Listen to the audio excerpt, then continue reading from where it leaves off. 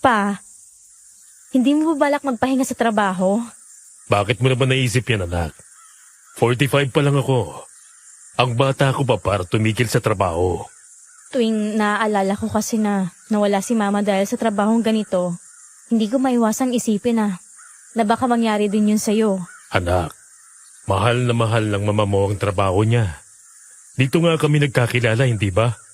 At itong ginagawa ko, para ko na ring pagpapatuloy ng alaala niya. Alam mo kung gaano niya kamahal ang gawain namin. Kaya, tayo, pahalagahan din natin yon. Pero trabaho rin ang dahilan kung bakit maaga siyang nawala sa atin. Anak, aksidenteng nangyari. Kahit kanino pwedeng mangyari yon. Kahit pa hindi ito ang trabahong napili niya. At saka, kaya tayo nandito ngayon para tapusin ang naiwan niyang trabaho. Kung buhay pa siya, sigurado kung hindi siya mapapakali hanggat hindi niya natutuklasan ang lahat ng kakaibang meron sa gubat na to. Isa ka ba sa mga curious kung ano ang takbo ng buhay sa malalaking kagubatan ng Pilipinas? Bukod sa mga halamang nakamamatay at mababangis na hayop, paano kung makadiskubre ka pa ng nilalang na hindi mo inakalang posible palang mabuhay sa gitna ng kagubatan? Kaya mo bang makisalamuha sa kanila para pag-aralan ang kanilang uri? I-comment ang sagot mo para mabasa ko dahil ang mga susunod mong maririnig ay hindi lamang para sa awareness kundi para patunayan na ang kagubatan ng Pilipinas ay puno ng mga kakaibang nilalang. Magandang araw, Sir Jupiter. Ako po si Althea, hindi ko tunay na pangalan. At maging ang lahat ng tauhang mababanggit dito ay pinalitan ko na para sa privacy ng lahat. Isa po akong biology student. Nag-aaral tungkol sa mga organismong bihira ng pagtuunan ng pansin ngayon. Hindi ko alam kung bakit ito ang kursong napili ko. Siguro dahil masyado akong naaakit sa mga bagay na hindi madaling ipaliwanag. Pero mula nang magsimula ang semester na ito, mas lalo pang lumalim ang fascination ko sa kursong nakuha ko.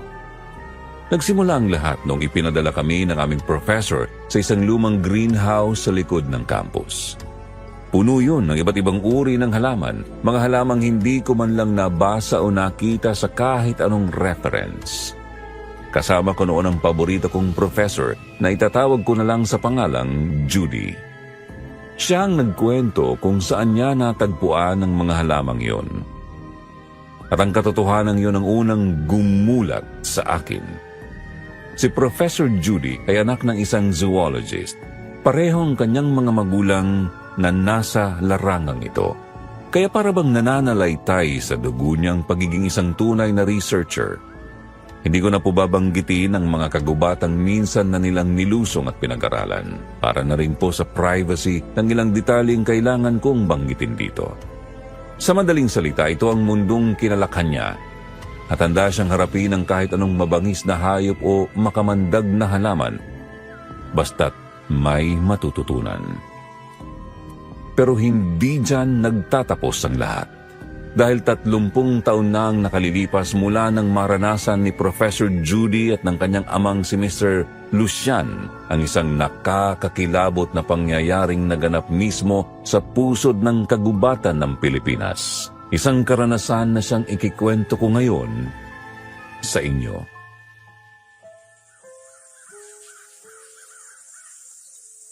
Pa, magdidilim na. Bumalik na po tayo. Sandali lang, anak. Tatapusin ko lang itong ginagawa ko. Ilang araw pa ba tayo dito, pa? Hindi kaya mawala yung tricycle sa pinag-iwanan natin? Walang taong nagagawi dito, Judy. Huwag mo nang alalahanin yun. Bakit pa kasi tricycle pa dinala natin? Pwede namang yung motorsiklo na lang para hindi pa tayo puro lakad. Anak, hindi pwede makakuha tayo ng atensyon sa mga taong nakatira sa labas ng gubat na to. Alam mo namang dahil lang tayo dito. Nakakapagod. Ang mabuti pa, ayusin mo na yung mga nakuha mong samples. Ilagay mo na sa case. Patapos na rin ako rito. Opo. Nga pala, graduating ka na next semester.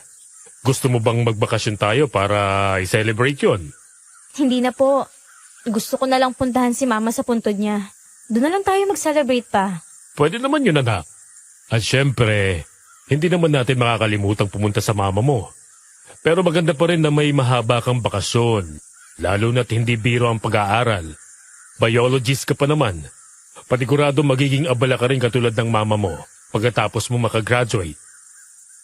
Pa, hindi ko na po gustong maging katulad ninyo ni Mama. Ano ibig mong sabihin? Pagkatapos kong makagraduate, kukuha ako ng lisensya para makapagturo ng biology. Hindi ko po gustong maging researcher katulad nyo. Sigurado ka ba dyan, anak? Wala namang problema sa akin kung anong gusto mo. Pero bakit naman biglang nagbagong isip mo? Hindi ba't kaya mo kinuha ang kursong yan ay para maging researcher ka rin? Katulad namin ang mama mo. Nagbago na pong isip ko pa. Sana okay lang po sa inyo. Naghihinayang lang ako, anak. Alam mong inaabangan ka ng larangan na ito para sumunod sa amin. Pero kung yan ang gusto mo, hindi rin kita pipigilan. At alam kong kung buhay pa ang mama mo, hindi ka rin niya pipilitin. Salamat po. Ano yun? Huwag mong pansinin kung ano man ang naririnig mo, Judy. Parang nanggagaling sa kanlurang parte pa. Tapusin mo na lang ang ginagawa mo dahil patapos na rin ako rito. Oh, ayan. Tapos na, Judy. Judy! Nasaan ka? Judy! Judy! Ay, Diyos ko. Kung bata ka, bakit ba umaalis ka na lang bigla-bigla? Sabi ko sa'yo na huwag kang susunod sa boses na yon. Pa, parang may nakita kasi akong tao kanina. Halika na, bumalik na tayo. Nalinti ka na. Baboy mo yan. Anong gagawin natin pa? Takbo! Diyos ko, muntik na tayo dun ah. Mukhang natakasan naman natin pa. Loko ka talagang bata ka. Sabi ko sa'yo, huwag kang basta-bastang lalayo sa akin. Sorry po, hindi ko lang napagilan. Pag-aralan mo kung paano mapipigilan ang kuryosidad mo, okay? May tamang panahon at hakbang para dyan. Mababangis ang laman ng kagubatan. Hindi mo alam kung anong maaari mong makaharap, kaya hindi ka dapat kumikilos ng basta-basta. Kailangan lagi kang handa sa kung ano ang pwedeng mangyari. Opo. Pa! Nandito na ulit yung baboy na mo! Sinasabi ko na nga ba? Akala ko mo natakasan na natin to. Dito ka lang sa likod ko. Hawakan mo to! Noong araw na yun, kinakabahan at takot si Professor Judy nang tanggapin ang iniabot sa kanya ng kanyang tatay na kutsilyo. Pero wala din naman siyang nagawa kundi ang ihanda ang sarili para sa pag-atake ng baboy ramo. Habang nanginginig siya sa likod, nagdadasal siya na sana ay hindi yun ang huling araw nilang magama. Pero bago pa man maitaas ng buo ang kutsilyo ng kanyang tatay, muli na namang narinig ni Professor Judy ang kakaibang himig mula sa kagubatan. Para daw po itong malambing na haming, Sir Jupiter, na sadyang nakakaagaw pansin. Sa puntong yon, parang umiikot ang tunog sa paligid nila, nakikisabay sa dampi ng hangin. Nang bumalik ang paningin niya sa baboy ramo, doon lamang muling bumalik ang takot sa kanya. Nakikipambuno ang kanyang ama sa mabangis na hayop. Paulit-ulit siyang sinisigawan na tumakbo, pero hindi niya yun narinig. Para bang tuluyan ng humarang sa pandinig niya ang malambing na boses na yun. Judy, ano ba? Tumakbo ka na! Pa! Anak, ano bang nangyayari sa'yo? Pa! Umalis ka na! Pa, hindi kita marinig! Umalis ka na! Ah! Saka lamang daw natauhan si Professor Judy nang makita niya ang pagsuwag ng sungay ng baboy ramo sa binti ni Mr. Lucian. Bumagsak ito sa lupa, namimilipit sa sakit at bahagyang nabalian. Ngunit kahit ganoon nanatiling alerto, pilit nitong iniiwasan ang saksak na abot ng kamay ni Professor Judy. Nanginginig man sa takot at sakit na palunok siya at mahigpit na hinawakan ng kutsilyo sa kanyang kamay. Pinilit niyang sumugod sa hayop, sinusubukang makuha ang atensyon nito, ngunit sa huli, napilitan siyang umatras nang biglang sumugod ang baboy ramo sa kanya. Sabi ni Professor, pumikit na lamang siya noon at inihanda ang sarili sa posibleng pag-atake ng mabangis na hayop. Ngunit biglang may narinig siyang kakaibang pag-igik mula sa baboy. Nang magmulat siya ng mata, nakita niya ito sa damuhan, nakahiga, duguan at may palaso na nakatusok sa tiyan. Gulat na gulat nagkatinginan na lang sila ng kanyang tatay. Pero hindi pa rito nagtatapos. Mula sa gilid ng gubat lumabas ang isang babae. May hawak itong pana. Lumapit sa baboy ramo para hilahin ang nakatusok na palaso. Kakaiba ang kanyang suot. Para bang telang itinaklob lang sa masisilang bahagi ng katawan. Sa isip daw niya noon, mukhang nakatagpo sila ng isang lihim na tribo o mga taong naninirahan sa pusod ng gubat. Ngunit nang tumayo ang babae, tiningnan sila nito ng may halong pagtataka at alertong pag-iingat sa mukha. Naiilang man, pinili ni Professor Judy na lumapit na lamang sa kanyang ama.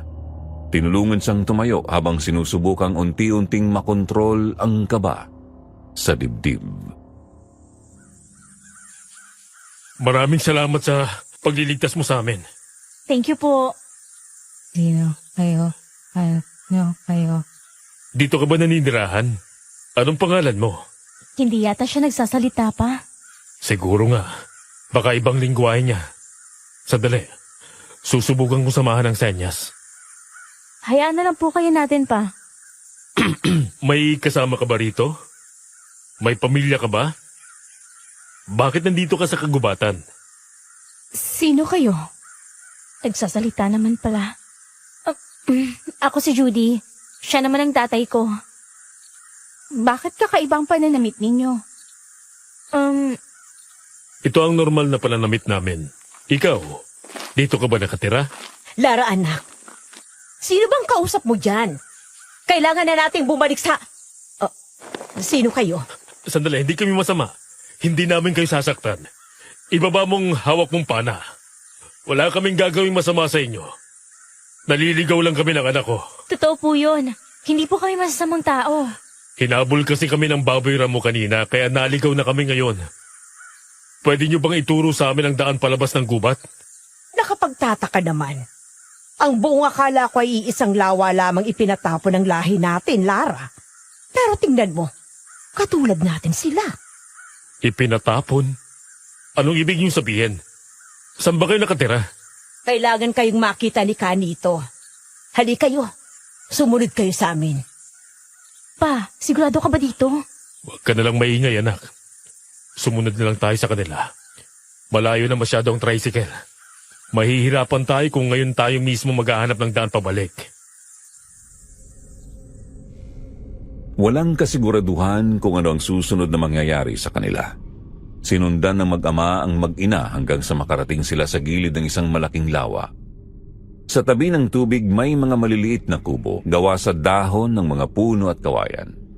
Sabi pa ni Professor Judy, kakaiba ang pagkakagawa ng mga ito, para bang mga pugad at ang bubong ay punong-puno ng tinahi-tahing dahon. Hindi nga daw niya maipaliwanag kung paano nagawa iyon ng tao. Habang pinagmamasdan at sinusuri nila ang paligid, biglang lumabas ang iba pang mga tao mula sa kani-kanilang kubo. Lumapit sila at pinalibutan ng mag-ama. Mahigpit na nakahawak si Prof. Judy sa kanyang ama na alerto rin sa bawat kilos ng mga bagong nakapaligid sa kanila. Biglang nahawi ang mga tao sa paligid nang lumapit ang isang matandang lalaki. Bulag ito at may hawak na kahoy na nagsilbing gabay sa kanyang paglalakad. Sa likod niya kasunod ang isang matikas na lalaki. May mahabang buhok hanggang balikat. Tahimik siya, ngunit halata ang nakakatakot na aura sa kanyang presensya. Para bang bawat kilos niya ay may dalang babala at kapangyarihan. Kanito, Kuya Celso, may dala akong mga bisita. Sinong mga yan, Divina? Nakita namin sila sa gubat. Mukhang naliligaw sila. Naliligaw? Nakapagtataka naman. Halos lahat ay kabisado ang pasikot-sikot ng gubat na ito. Kuya, mali ka ng pagkakaintindi. Hindi sila mga taga rito. Ano? Tignan ninyo ang kanilang damit. Ibang-iba sa atin. Mukhang tama ang kwento ng mga ninuno natin. Hindi lang pala sa gubat na ito itinaboy ang lahi natin, kundi meron din sa ibang panig ng kagubatan. Ibig sabihin mga katulad namin kayo? Kung ganon, ano mga kakayahan ninyo? Ikaw, Judy. Judy? Judy. Ikaw, anong kakayahan mo? Anong kakayahan ang ibig mong sabihin? Kakayahan na nakuha mo sa ating lahi. Katulad ko, nakuha ko ang kakayahan ni nanay. Ang tiyo Celso ko naman ay malakas sa pangangatawan. Kaya niyang bumuhat ng 6 na malalaking baboy ramo. 6? Oo. Si Kanito naman, ang aming pinuno, malakas ang kanyang pangamoy. Malayo ka pa lang, ay naaamoy ka na niya. Ikaw, ano ang kakayahan mo? Hindi ko alam eh. Ikaw, Lucian, anong kakayahan mo? Pakikipaglaban. Paghawak ng kutsilyo. Lara, ano ba yan? Huwag kang basto sa bisita natin. Pasensya na ho. Hindi ko lang napigilan. Natatandaan ko kasi kanina nakamuntikan na silang lapain ng baboy ramo. Pero hindi man lang niya nagawang mabalian ang mabangis na hayop na yon. Hindi kasi kami nananakit ng hayop. Nagpapatawa ka ba? Pangunahing pagkain ng mga hayop sa lugar na ito. Paano tayo mabubuhay nang hindi sila sasaktan? Ang ibig sabihin ng anak ko ay hindi ako basta-basta pumapatay ng hayop, lalo na kung hindi ko naman kailangan kainin. Pauwi na rin kami kanina. Masasayang lang ang baboy ramo kung papatayin ko. Kung ganon, bakit ba kayo nakarating sa kagubatang ito? Nag-aaral ako tungkol sa mga halaman kaya kami narito. Para saan naman? Mahirap ipaliwanag pero huwag kayong mag-alala. Alam kong ang mga taong katulad nyo ay maalaga sa kalikasan. Sandali.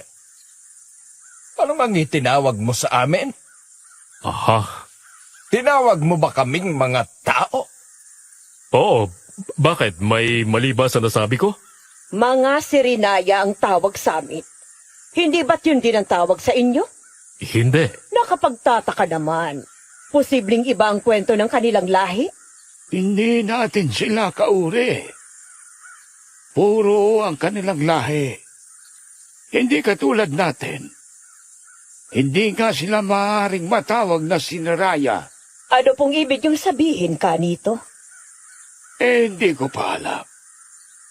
Pero ang tanging malinaw sa akin ay ang dugo nilang baguhan sa pangamoy ko.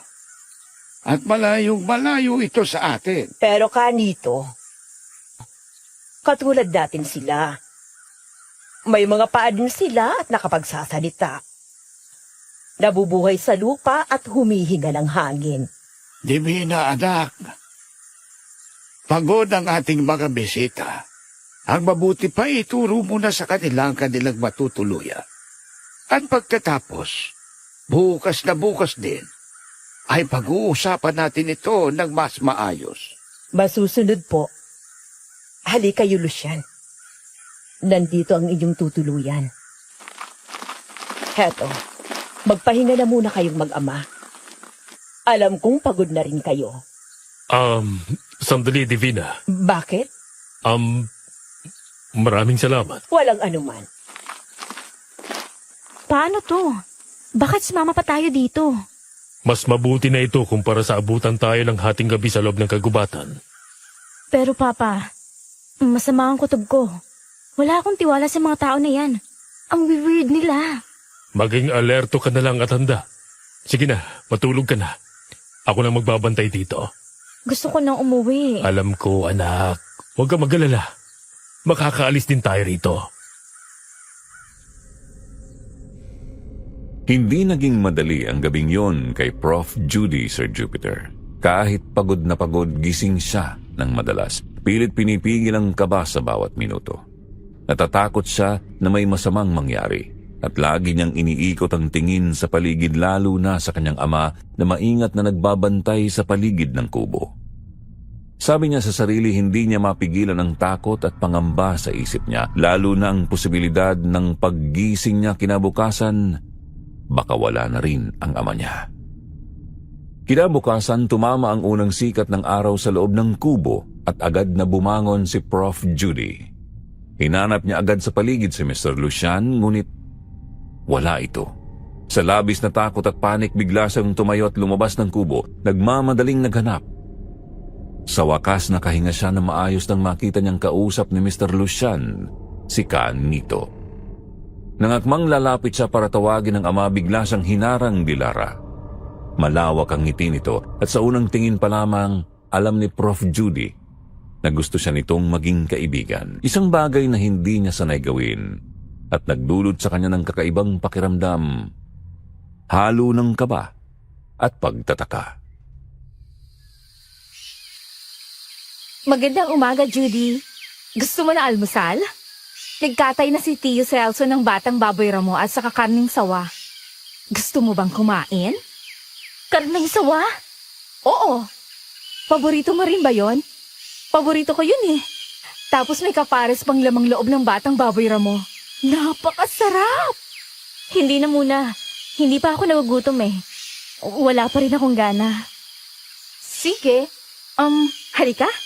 Sumama ka na lang sa akin sa lawa. May ipapakita ko sa'yo. Ha? Hindi. Ayaw. Ano ba? Huwag mo ko hilahin. Susunod naman ako eh. Pasensya na. Masyado lang ako natutuwa. Bihira kasi ang kaedad ko sa lugar na to. Karamihan pa mga lalaki. Kaya wala akong masyadong nakakasama. Ano ba kasing ipapakita mo dito? Ipapakilala ko sa'yo yung mga kaibigan kong isda. Ha? Bilis! Halika! Dito sa tubig! Ayaw ko pang mabasa eh. Nilalamig pa ako. Paano mo makikilala ang mga kaibigan ko niyan? Saka na lang. Kung sa bagay, ang dinig ko sa usapan nila Kanito at nanay kagabi, hindi mo na kayo palalabasin ng gubat namin hanggat hindi nila nasisiguro kung saan nga ba kayo galing at kung anong koneksyon niyo sa amin. Ano?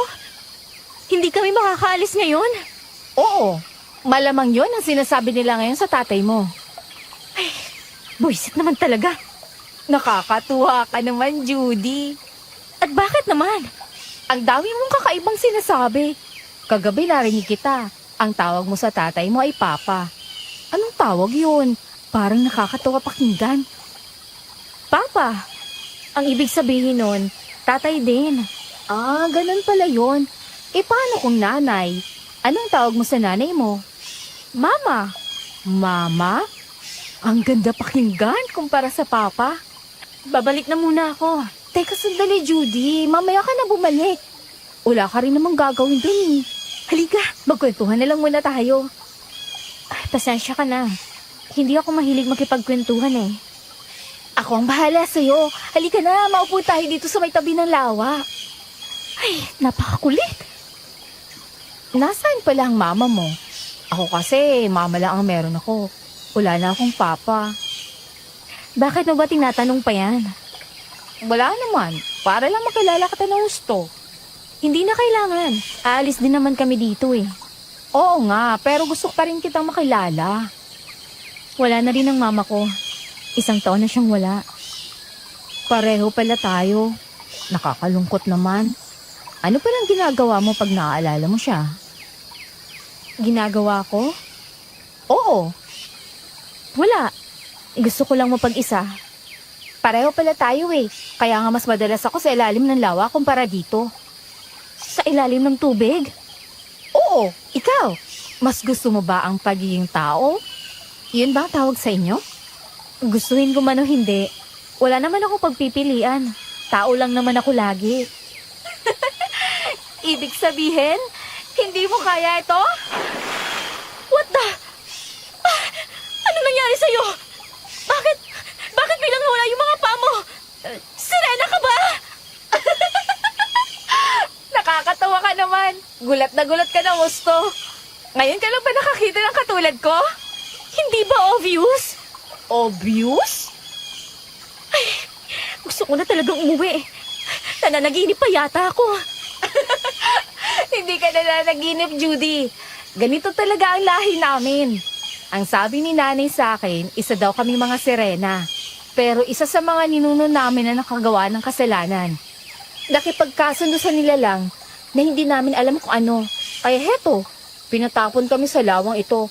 Imbis na sa karagatan kami manirahan. At hindi lang yun. Nabubuhay kami sa 2 uri. Sirena at sa palagay ko, katulad ninyo, tao. Yan ang dahilan kung bakit isa kami mga sirenaya. Nabubuhay sa tubig at lupa. Pero anong lahi ang pinagmumula ng mga kakayahan nyo? Ang ibig mo bang sabihin na yung mga kakayahan namin maging malakas, mailap at matalas ang paningin? Ganun na nga. Hindi rin namin alam, Judy. Ang totoo niyan, simple lamang mga sirena. Tagabantay lang dapat ng karagatan. Walang kahit anong abilidad na katulad ng sa amin. Kaya siguro nakuha namin ito sa inyong lahi. Pero wala naman kaming mga kakayahang katulad ng sa inyo. Oo nga pala, no? Lara, halika na. Oras na nagpag-iensayo. Naku, maiwan na kita. Mag-iensayo muna kaming tiyo. Mula sa pagiging buntot si Rena, bumalik sa normal ang anyo ni Lara, Sir Jupiter. At agad siyang nagpaalam bago tumakbo papunta kay Celso. Naiwan si Prof. Judy nakatayo sa tabi ng lawa. Hindi pa rin makapaniwala sa nangyari. Magkahalong gulat at paghanga ang bumabalot sa kanya. At halos hindi niya matanggap na totoo ang lahat ng nakita niya sa mga oras na yun. Biglang lumapit ang ama sa kanya. Kahit hindi ito nagsalita, ramdam ni Prof. Judy na alam na rin ni Mr. Lucian ang tungkol sa mga Sirinaya. Sa pagkakataong yon, bagyang naisip niya kung ano ang maaaring maging susunod nilang hakbang o pagtatalo sa tamang paraan. Tungkol sa mga sirenang kanilang nakatagpo. Hindi nagkamali si Prof. Judy. Pagbalik nila sa kanilang kubo, pinaalalahanan agad siya ng ama na makisama ng maayos at huwag ipaalam sa mga Sirinaya ang kanyang balak na pag-aralan ang kanilang lahi. Isa itong bagay na labis na mahirap tanggapin para sa 20 anyos na si Prof. Judy. Ngunit alam niyang kailangan niyang sundin yon kahit may parte sa kanya na tumututol. Mas malaki pa rin ang kanyang kuryosidad na nagtutulak sa kanya na ipagpatuloy ang kanyang pananaliksik. Pa naman, bakit ka pumayag na manatili muna tayo dito? Hindi natin pwedeng sirain ang utos nila, Judy. Eh paano kung tumakas na lang tayo?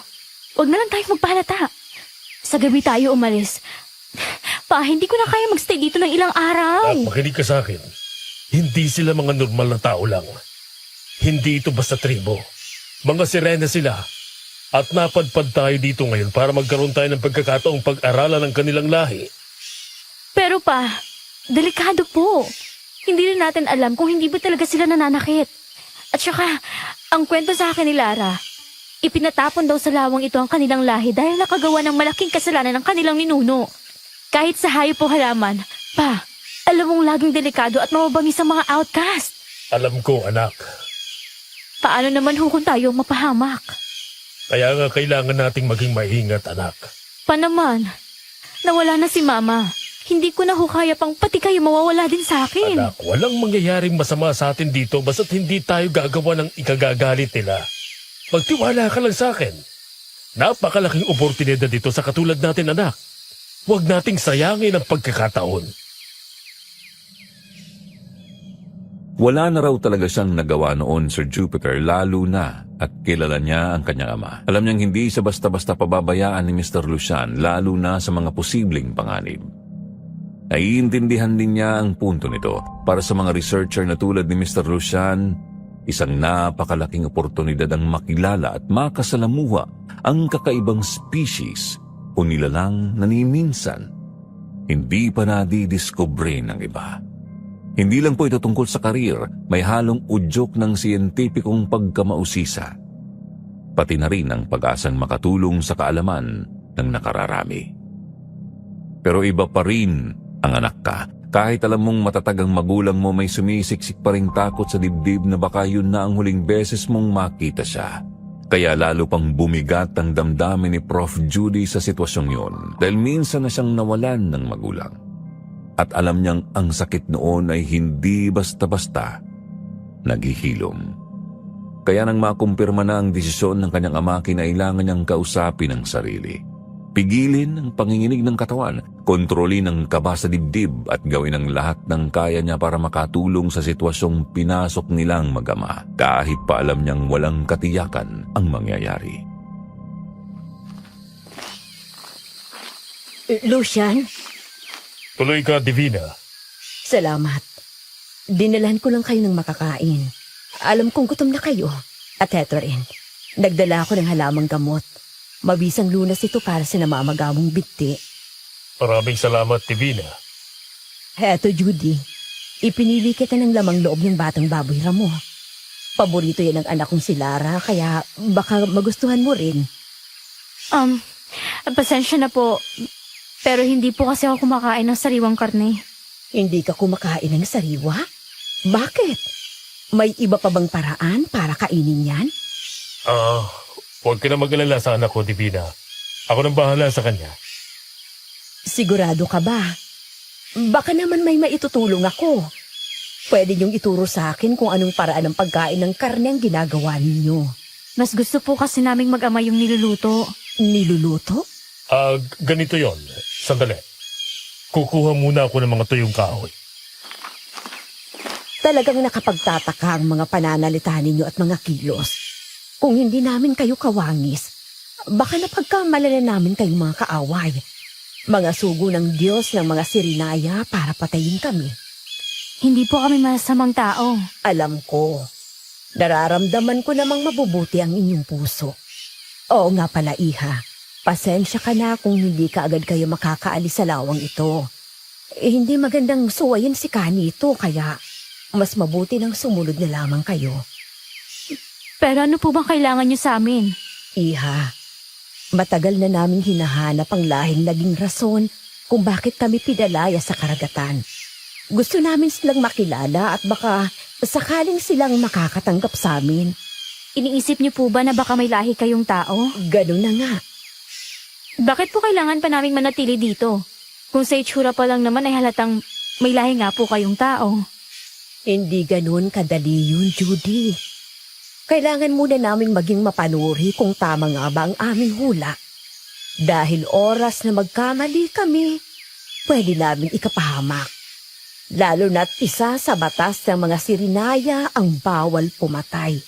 Kaya kailangan namin maging maingat. Anong gagawin mo sa mga tuyong kahoy na yan, Lucian? Gagawa ako ng apoy. Halika, tingnan mo. Kaya niyong gumawa ng apoy mula sa mga kahoy na yan? Oo naman. At dito kami nagluluto ng aming pagkain. Judy, anak, akin ang karne. Heto po. Salamat, anak. Mas masarap sana kung may asin man lang tayo o pampalasa. Pero ayos na rin ito. Ang importante ay luto ang pagkain. Gusto mo bang tikman, Divina? Subukan niyo pong tikman. Paniguradong mas magugustuhan niyo yan. Sa una, nag-aalangan pa si Divina sa pagtikim ng binanging karne. Halata na hindi sa sanay makakita o makakain ng ganitong pagkain, pero siguro dahil sa kuryosidad at sa paghihintay ng mag-ama, tinanggap niya ang isang piraso. Maingat niyang nilagay yun sa bibig para bang sinusuri ang bawat amoy at texture bago pa niya subukang nguyain. Napangiti sandali ang mag-ama sa ginawa niya, pero hindi nagtagal. Bigla na lang tumakbo palabas ng kubo si Divina, hawak ang bibig at sa labas ay isinuka ang kinain. Agad namang sumunod si Mr. Lucian at Professor Judy. Nakita nilang nagtatakbo si Divina papunta sa lawa. Pagkarating sa gilid, tumalon ito ng walang pagdadalawang isip. Pagkalubog sa tubig, mabilis nagbago ang kanyang anyo. Bumalik ang buntot at sumisid ng pailalim ng walang kahirap-hirap. Hindi nagtagal, umahon siya muli, bitbit ang isang halamang lumalago sa ilalim ng lawa.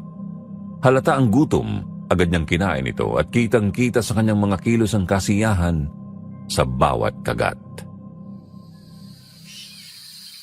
Siguro nga ay para sa inyo lang ang pagkain ninyong yan, Lucian.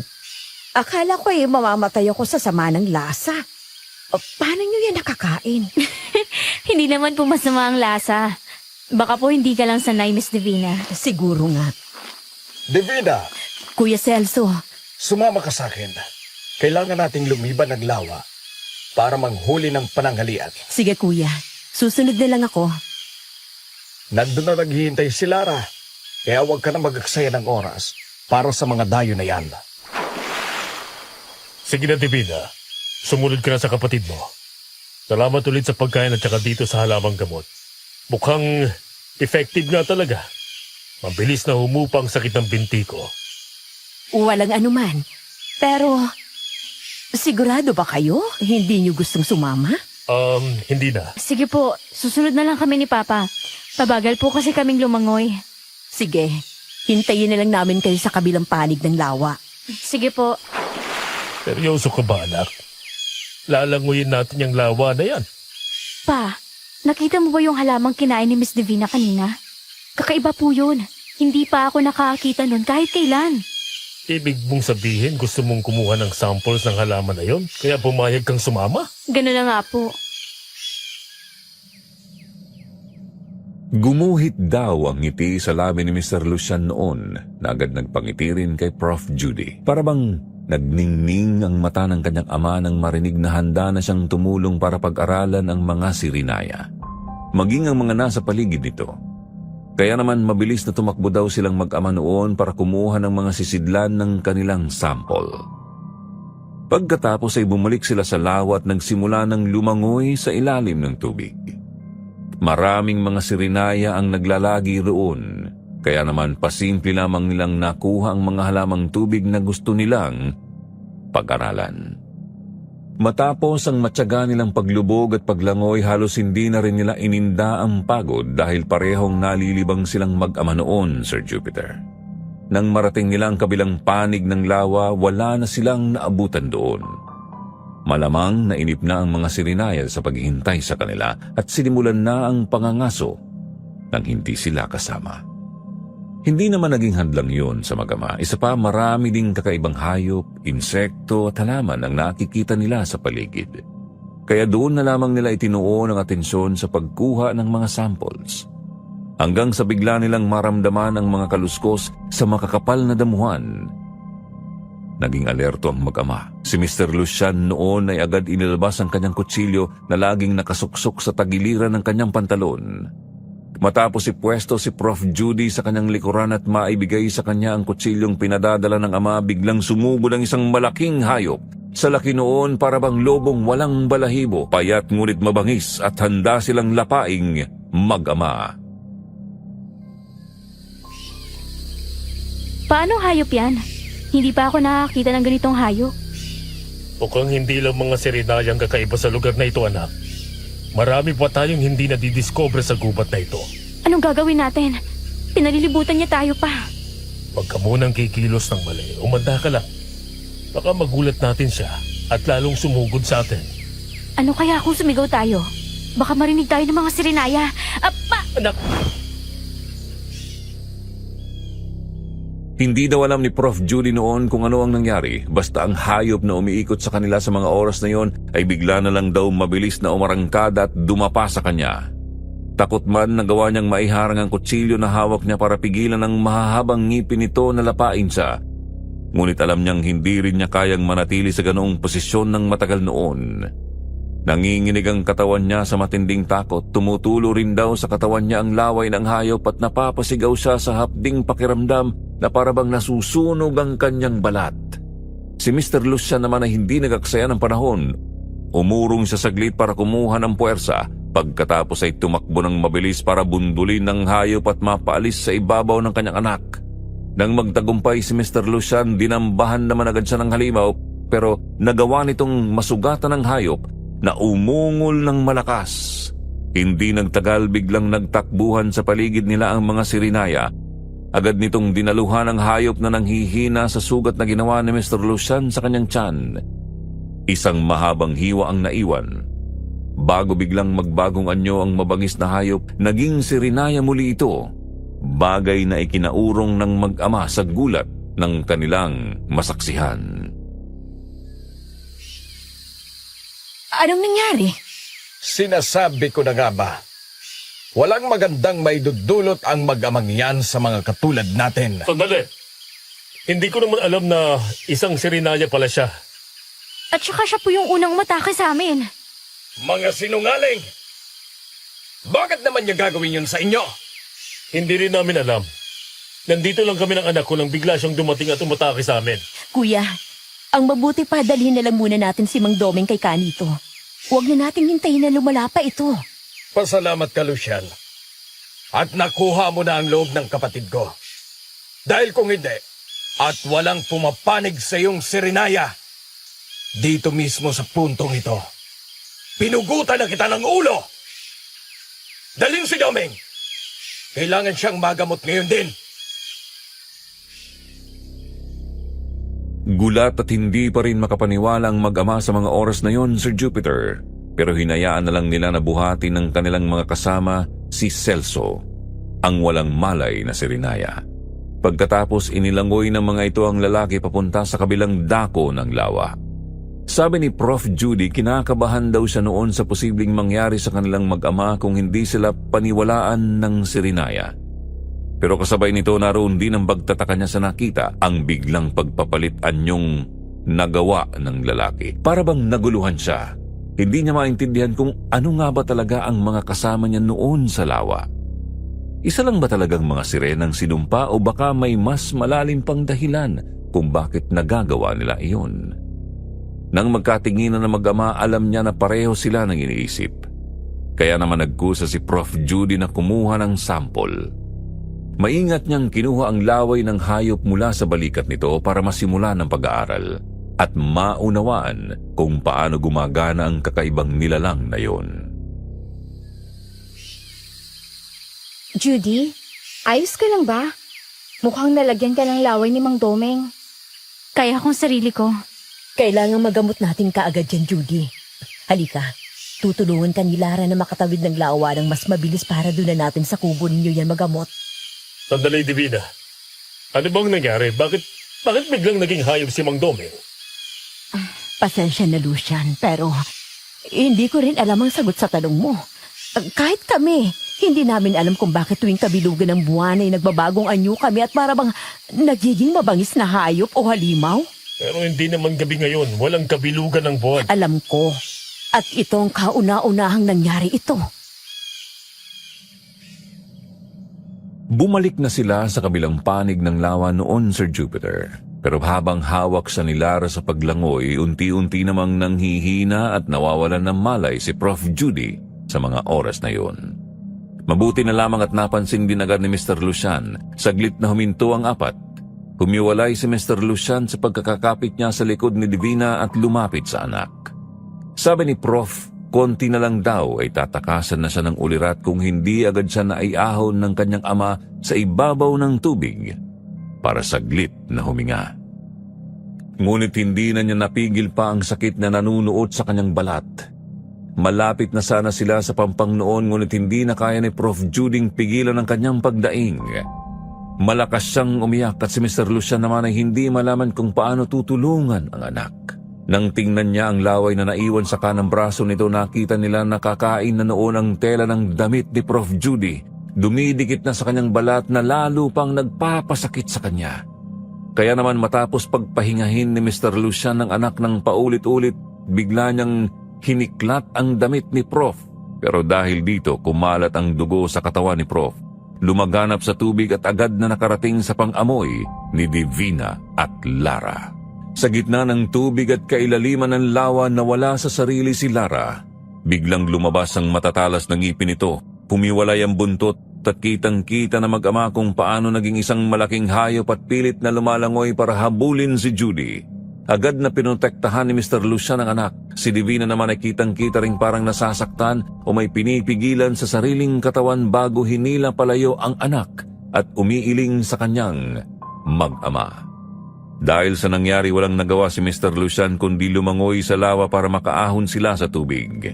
Nang makarating sila sa kubo, agad na ibinaba ni Mr. Lucian ang harang. Inihiga si Professor Judy sa higaan at nagmamadaling hinalungkat ni Mr. Lucian ang dala nilang bag para kumuha ng syringe at ang dala nilang anti-venom.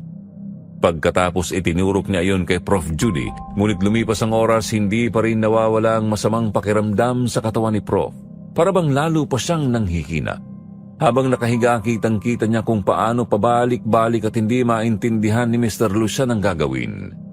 Panay din ang halungkat nito sa mga gamit nila para sa iba pang paraan, ngunit hindi maitatanggi sa kilos na natataranta na rin. Kaya naman sinikap niyang habulin ang naninikip na hininga para makapagsalita. Pa, Anak, huwag ka muna magsalita o kumilos. Makakasama sa'yo yan. Kapag bumilis ang tibok ng puso mo, lalo lang kakalat ang lason.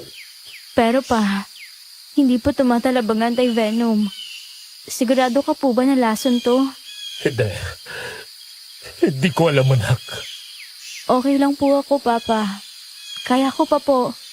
Kaya nating pag-aralan to. Kasalanan ko to. Hindi na sana kita isinama sa research na ito. Pa, huwag mong isipin yan. Alam kong hindi niyo po ako pababayaan. Kailangan niyo lang pong mag-focus, Papa. At ngayon po ang oras na yun. Tama ka. Tama ka, anak. Hindi ko na nagawang iligtas na ng mama mo. Hindi ko hayaang mangyari din to sa'yo ngayon. Alam ko pa. May tiwala po ako sa inyo. Matapos niyang mapakalma ang ama, nagawa ni Mr. Lucian na itali ang sugat ni Prof. Judy. Hindi yun masyadong mahigpit, sapat lang para pabagalin ang pagkalat ng lason. Nang masigurong hindi gumagalaw ang braso ni Prof, saka naman naghalungkat sa bag si Mr. Lucian. Isa-isa nang lumabas ang mga dala niyang test tube, maliliit na bote ng alkohol, pH strips at ilang simpleng reagents na pang fieldworks. Hindi yun pang laboratory level, pero sapat para magbigay ng ideya kung anong klaseng laway ang tumama sa katawan ni Prof. Judy. Dahil kulang sa oras at gamit, gumawa rin si Mr. Lucian ng improvised na setup. Ginupit ang takip ng plastic bottle para gawing maliit na dish. Inilatag ang pH strip sa ibabaw at kinuha ang sample ng laway na nagawang mailagay ni Prof. Judy sa sisidlan. Maingat naman itong inilagay ni Mr. Lucian sa test tube saka bahagyang inalog para makita ang unang reaksyon. Sa una, kitang-kita ni Prof. Judy kung paanong nagbago ang kulay nito. Mula sa hindi maliwanag na berde o dilaw gaya ng karaniwang mga venom sample na nakikita nila sa field, mas naging maitim ito, halos parang nabubulok na lumot. May kakaiba ring amoy, hindi eksaktong mabaho, pero may bahid ng amoy lumot na parang nanggagaling sa tubig tabang.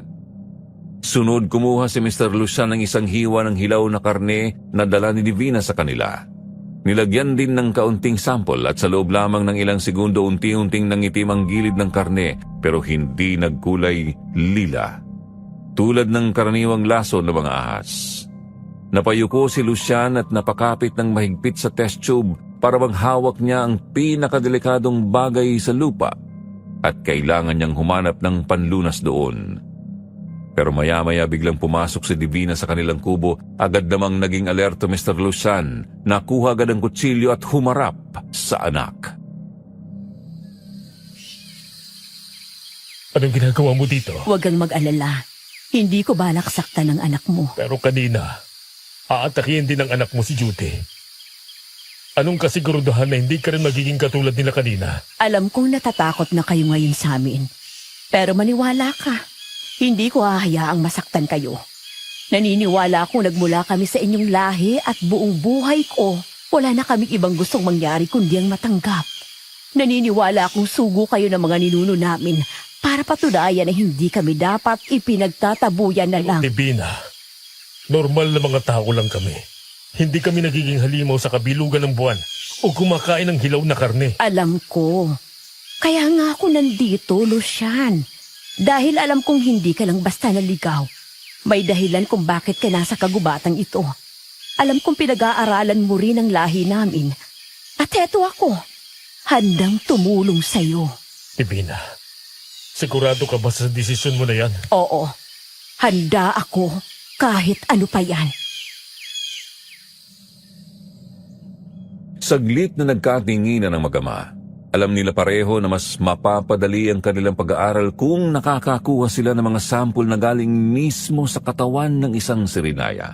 Kaya naman kinuha noon ni Mr. Lucian ang syringe, kinuha na ng dugo si Divina at pagkatapos ay kumuha ng hiwalay na sisidlan.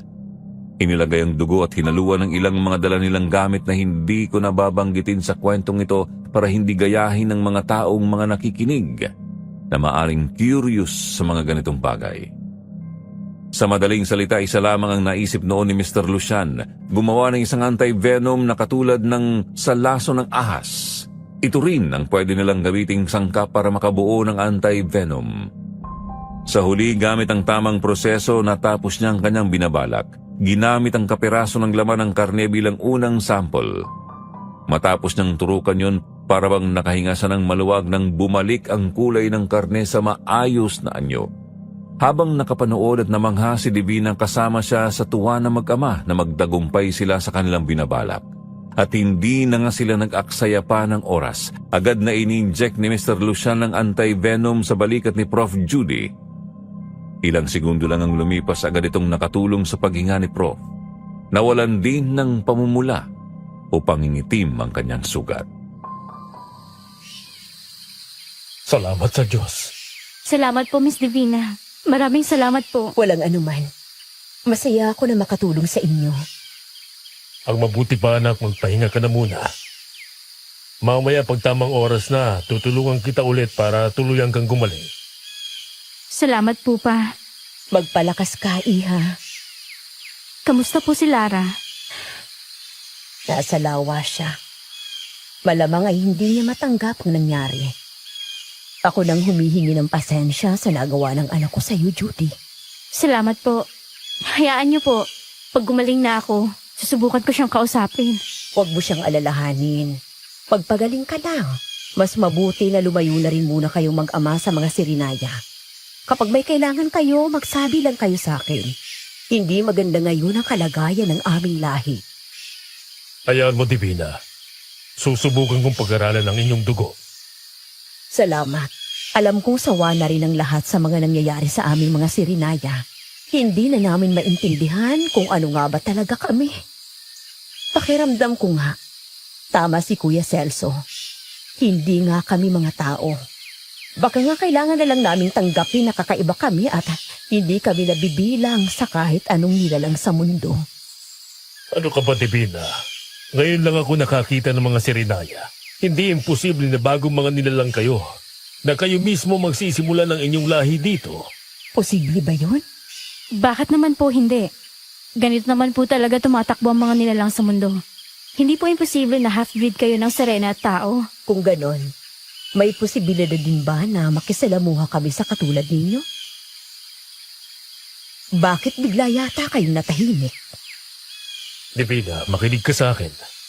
Ang mga Serena, isang kwento o alamat lang yan sa mga tao. Sa amin hindi kayo totoo.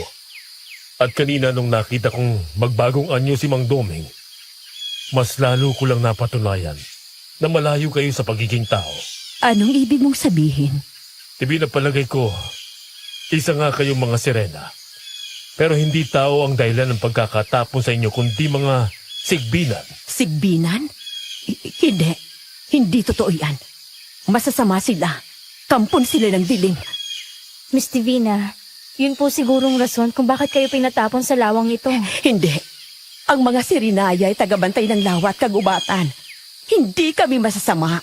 Hindi kami pumapatay ng tao para lang sa gutom. Hindi mo kailangang isipin na masama ka, Divina. Alam kong mabuti kang Sirinaya at lalong alam kong mabuti kang ina. Walang puso ang mga sigbinan, Divina. Isa silang mga nilalang na walang pakialam sa nararamdaman ng iba. Pero ikaw, handa kang tumulong sa amin ngayon. Kaya nasisiguro ko na mas nangingibabaw sa inyo ang kabutihan ng isang pagiging Serena. At yun lang dapat ang paniwalaan mo. Pero paano ang mga kasamahan ko? Kung tama ako, unti-unti nang nabubuhay ang dugo nyo bilang mga sigbinan. Hindi dahil masasama kayo, kundi dahil nandito kami. Kung ganon, kailangan nyo nang makaalis dito. Pero paano po namin makukumbinsa si Kanito? Hindi niyo na kailangan pang malaman. Akong bahala. Sasamahan ko kayo. Sasama kami sa inyo ng anak ko. Divina, hindi pwede. Magulo sa labas. Walang kakayahan ng mga tao na katulad nyo, pero kaya nila kayong pag-eksperimentuhan at saktan. Ang mga katulad nyong kakaiba pag-aaralan. Aalamin nila kung paano kayo nabubuo. Hindi ba iyan ang ang ginagawa mo ngayon, Lucian? Hindi. Malayong malayo ito. Handa naman ako. Gaya ng sabi ko. Kahit ano pa yan. Divina, sandali. Hindi mo alam ang sinasabi. Alam ko, Lucian. Handa ako kahit ano pa yan. Delikado ng mga Sirinaya ngayon. Kahit ang anak ko, hindi niya gustong nangyayari sa amin. Kanina, noong naaamoy namin ang dugo ni Judy, walang sumisiksik sa utak ko kundi ang gutom.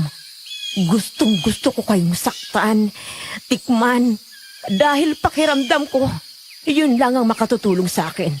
At hindi ko gusto yon. Hindi kami mga halimaw. Hindi namin gustong pumatay, Lucian. Kaya tulungan mo ako. Maawa ka sa amin, ang anak ko. Malalim na napabuntong hininga si Mr. Lucian at tumingin sa anak na mahinang tumangulang sa kanya. Sa puntong yon, malaki ang paniniwala ni Prof. Judy at Mr. Lucian na ang mga Sirinaya nga ay pinaghalong lahi ng Sirena at Sigbinan. Yun ang dahilan kung bakit kumakain sila ng sariwang laman ng hayop, kung bakit nakakapagpalit anyo sila mula sa tao at pagiging hayop. At higit sa lahat, yun ang rason kung bakit hindi gumagana ang dala nilang anti-venom. Yun ay dahil ang gamot nilang dala ay para sa hayop lamang at hindi para sa kanila, na akala nila ay hindi nabubuhay pa sa mundo. Dahil wala na rin namang pagpipilian ng mag-ama kundi ang pumayag sa kondisyon ni Divina noon, agad silang gumayak sa pag-alis. Pagdating ng dilim, tahimik na natutulog si Prof. Judy habang si Mr. Lucian naman ay nakatulugan na sa pagbabantay. Hinihintay nila ang pagdating ni Divina at Lara para sama-sama silang aalis. Pero dala ng puyat, pagod at matinding pag-aalala ni Mr. Lucian sa anak, hindi na niya namalayan ang pagpasok ng isang sigbinan sa loob ng kanilang kubo. Napamulat na lamang siya nang biglang umalingaw-ngaw ang malakas na sigaw ni Prof. Judy. Paglingon ng kanyang ama, nasa ibabaw nito ang halimaw, handa na muli siyang sakmalin. Mabuti na lamang at mabilis si Mr. Lucian, agad niyang nabunot ang kutsilyo sa ilalim ng bagat na itusok sa tiyan ng halimaw, na malakas na dumaing at nagtatakbo palabas ng kubo na siyang nakabulabog naman sa mga Sirinaya. Anong nangyayari? Isa kang demonyo, Lucian! Pumatay ka ng Sirenaya! Sandali, Kuya Celso. Alamin muna natin ang nangyayari. Para saan pa? Mula nang dumating ang mga gamangyan sa lawa, walang nangyari kundi gulo. Wala rin naman tayong makitang pagkakapareho natin sa kanila, Divina. Pero sila lang ang paraan natin para malaman natin ang ating lahi. Ano bang silbi pang malaman ang lahing dahilan kung bakit itinaboy tayo ng mundo sa lawang ito? Wala! Tingnan mong nangyayari ngayon, Divina. Pumatay na sila ng isang Sirenaya! Hindi siya isang Sirenaya. Kahit kailan, hindi ko matatanggap ang lahi na yan. Tingnan mo ang hitsura niya. Isang hayop. Mabangis at gutom sa laman. Sabihin mo nga, kuya, ganyan ba tayo? Yan ba ang mga Sirenaya? Malamang ay may ginawa ang mga tao kaya nagkakaganito tayo, Divina. Bakit ba pinagtatanggol mo pa sila? Kami ang kakampi mo dito! Wala akong kinakampihan sa inyo. Pero hindi ko na gustong nangyayari sa lahi natin. Baka nga hindi naman talaga tayo mabubuting nilalang eh. Baka kaya ipinatapon tayo sa lawang to dahil masasama tayo at kampo ng dilim. Saan ang gagaling ang mga sinasabi mo, Divina? Nahihibang ka na ba? Kuya! Kilala natin ang mga sigbinan. Masasama sila. Kaya nilang magwangis tao. Kagaya natin sila. Paano kung... Manahimik ka, Divina! Hindi mo alam kung anong sinasabi mo! Hindi tayo pwedeng maging lahi ng sigbinan! Kampon sila ng dilim! Wala silang mga puso! Kaya nga ipinatapon tayo sa lawang to, hindi ba? Kuya, hindi mo ba naiintindihan? Paano kung sumpa ito? At hindi na natin maaalis sa sarili natin habang buhay? Nay, tama ba ang narinig ko? May lahi tayo ng sigbinan? Hindi ba't kagaya tayo nila, Judy? Na mga tao tayo? Lara, anak. Sumagot ka, Nay. May lahi ba tayo ng kinatatakutang mga sigbinan? Tumahimik kayong lahat. Walang mangyayari kung magtatalo-talo tayo. Dahil sa lahing ni Minsan ay hindi naman nagdulot sa atin ng mabuti. Ang mabuti pa, tapusin na natin ang kahibangang ito. Lahat kayo, tatanggapin natin ang pagiging Sirenaya. Ipinanganak tayong ganito at hindi natin kailangang alamin pa. Hindi tayo naiiba. Bago lamang ang lahi natin. Ganun na lang ba yun, Kanito? Paano naman ang mga tao na to? Pinatay nila ang kasamahan natin. At ang isa'y naghihingalo pa rin hanggang ngayon. Ay, ano pa bang hinihintay ninyo? Iisa lang naman ang batas ng mga Sirinaya. Hindi tayo pwedeng manakit o pumatay ng kapwa Sirinaya. Dahil mga tao sila. Hindi sila sakop ng batas na yon. Itali ang mga iyan. Papa! Hindi! Bitawan niyo kami! Ano ba? Bitawan yung anak ko! Ano ba? Bitiwan niyo kami! Kanito, huwag niyong gawin to. Gusto niyo ba talagang tayo makapatay sa kanila?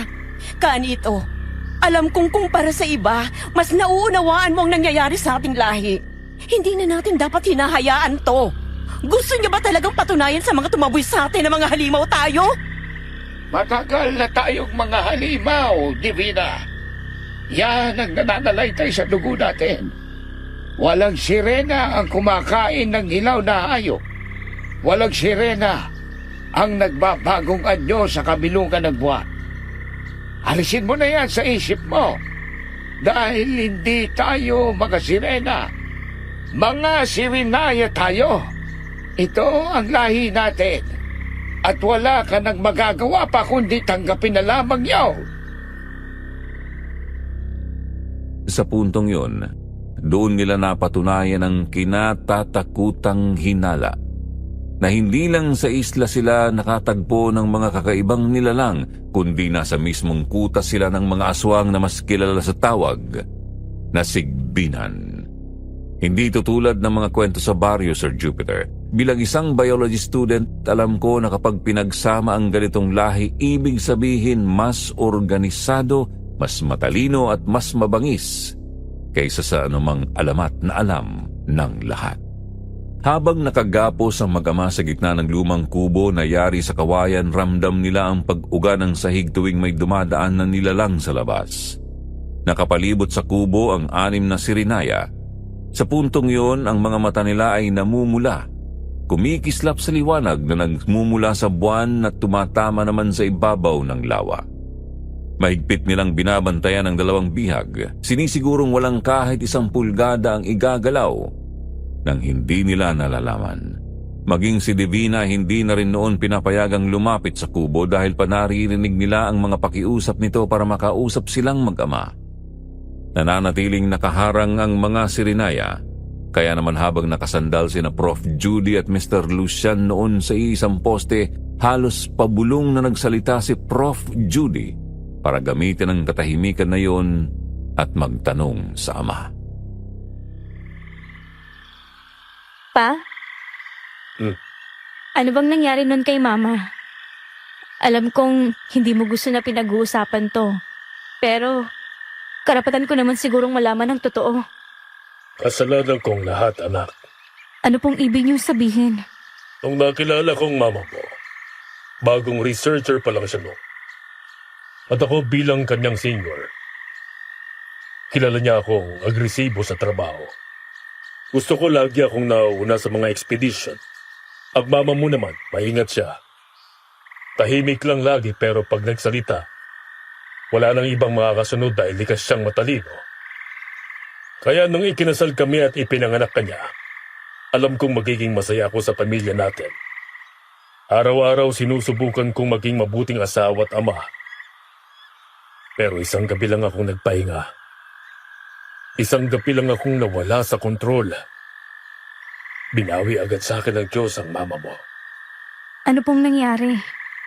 Nung gabing yon, may na-track kaming kakaibang hayop sa gubat. May lumang report na itim ang dugo nito na posibleng may bagong uri ng toxic. Toxin? Pa, bakit kayo pumunta kung delikado? Dahil pinilit ko. Kahit may sakit ako noon. Pagdating namin sa site, ako dapat ang bababa sa bangin para tingnan ang lungga. Pero sinabi ng mama mo na siya na raw dahil masama ang pakiramdam ko. Kaya mo siya pinayagan? Oo. At yun ang pinakamalaking pagkakamali ko. Nakatuon lang ang ulo ko sa trabaho, sa pagiging researcher. Hindi ko man lang siya pinaalalahan na mag-ingat bilang asawa. Pa, Habang nasa ibaba siya, biglang gumalaw ang hayop. Nakarinig lang ako ng sigaw niya. Sinubukan namin siyang hatakin paakyat, Bakit hindi ka bumaba? Bakit hindi mo siya sinundan? Sinubukan ko. Pero pinigilan ako ng mga kasama namin. Hawak-hawak nila ako. Kahit umiiyak na ako noon. Kahit naririnig ko siyang nagmamakaawa na wag akong bumaba. Pa, hindi mo kasalanan yun. Pakiramdam ko noon, napakawalang kwenta kong asawa. Akong nagdala sa kanya sa kamatayan. At kasalanan ko kung bakit maaga kang naulila sa mama mo. Pero hindi mo po kasalanan yun, Papa. Alam kong hindi ka rin sinisisi ni Mama sa nangyari sa kanya. Pero anak, hindi lang naman yun ang masakit. Ang pinakamahirap tanggapin ay ang katotohanan kahit zoologist ako. Kahit researcher ako sa mga lason. Hindi ko siya nailigtas. Hindi ko siya naprotektahan. Hindi ko man lang nalaman kung anong nilalang ang pumatay sa kanya. Kaya po ba, hindi mo pa rin gustong bitawan ang trabahong to? Umaasa ka ba na mahanap mo pa rin ang dahilan kung bakit namatay si Mama? Oo, anak. Para kahit papano, pabawasan ang pagsisisi ko sa sarili. Para kahit papano may masasabi akong dahilan kung bakit nawala ang mama mo. Hindi dahil lang sa pinabayaan ko siya. Pa, naiintindihan ko po. Alam kong matagal mo nang kinikimkim yan sa puso mo. Nandito lang po ako. Magkasama nating haharapin ang lahat, pa. Pangako po. Salamat, anak. Sandali. Parang may kumakalas ka sa likuran ng kubo, Papa. Huwag kang maingay, anak. Lara! Huwag kang maingay. Baka mahuli ako ng mga bantay. Lara, bakit nandito ka? Nasaan ang nanay mo? Sumuot lang po ako sa may bubunga ng kubo. Nasa labas si nanay. Sandali. Bakit mo kami kinakalagan? Baka may makakita sa'yo. Kailangan natin magmadali. Please, sumunod kayo sa akin. Anak, sumampa ka sa akin. Mauna ka nang umakyat. Sige po. Bilis, baka may makakita sa atin. Pa, ikaw naman po. Akin ang kamay niyo. Sige na, anak, lumibang ka na. Kaya kong sarili ko. Dito, Iha. Tumalon ka na lang. Akong bahala sa'yo. Pa, ayos ka lang po ba dyan? Mga traidor, Divina! Bilisan nyo! Nandiyan na sila! Takbo! Takbo na, bilis! Mabilis na tumakbo ang apat noon, Sir Jupiter. Agad nilang pinasok ang makapal at madilim na gubat. Dala ni Divina ang bag ni Mr. Lucian kaya mabilis nang nakuha ang gamit, lalo na ang kutsilyo. Abala naman sina Lara at Divina sa pagpana sa mga sumusunod sa kanila. Ang mga sirinaya upang mapigilan ang atake habang tumatakbo. Sa kanilang pagtakas, nakarating sila sa isang tagong kuweba at doon sila nagtago. Tahimik silang pumasok, pinipigilan ang anumang ingay na baka makahikayat sa mga sirinaya na sundan sila. Ramdam nila sa sahig at sa paligid ang yabag at paggalaw ng mga humahabol sa labas. Ilang minuto ang lumipas bago nila tuluyang naramdaman ang kaunting kapanatagan. Sigurado silang hindi sila natagpuan ng mga sirinaya. Sa labis na pagod na paupo ang mag-ama sa lupa at huminga muna saglit. Inalis ni Mr. Lucian ang kanyang bag at inihanda ang mga gamit habang umupo naman si Divina sa tabi nila. Nakabantay at handang tumulong kung kinakailangan. Lucian, handa kami ng anak ko na tulungan ka. Alam kong kaya mo makagawa ng paraan para matulungan kami. Naniniwala ako sa iyo, Lucian. Pakiusap. Sandali. Hindi madali ang gusto nyo. Kulang ako sa gamit at hindi rin ako sigurado sa ginagawa ko. Hindi namin gustong maging kakaiba. Lalo nang maging halimaw at kinatatakutan. Lucian, naniniwala ako may rason kung bakit ka napadpad sa lawa. Nakikiusap ako sa iyo. Ikaw na lang ang tanging pag-asa namin. Mang Lucian, alam ko pong galit ka sa akin dahil munti ko na masaktan si Judy. Pero hindi ko po yung sinasadya. At lalo hindi ko po gusto na makasakit. Maawa na po kayo sa amin ng nanay ko. Gagawin kong makakaya ko. Buong loob na tumango si Prof. Judy noon sa kanyang ama, Sir Jupiter. Ramdam naman daw niya ang kabutihan sa mag-ina. Alam niya na gusto lang ng mga itong mamuhay ng normal. Ang sabi pa ni Prof, hindi na rin niya noon mapigilan ang makaramdam ng awa para sa mag-ina. Hindi rin dapat nila kasalanan na mapabilang sa lahing kinasusuklaman ng lahat.